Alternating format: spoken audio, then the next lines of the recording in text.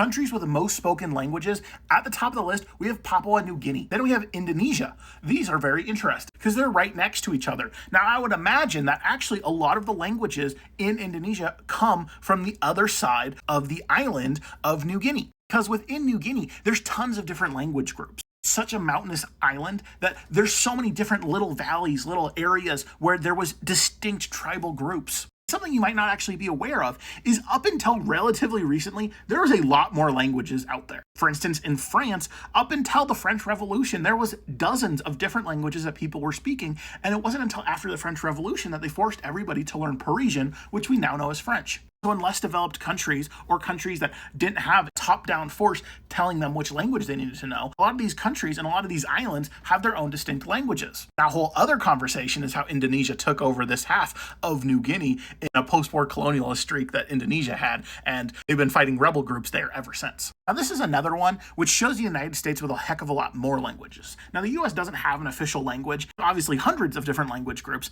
That other one said 200 and something, this one's saying 400. A lot of that is just because there's people from all over the world all coming here. Now, I would imagine there's also quite a bit of Native American languages.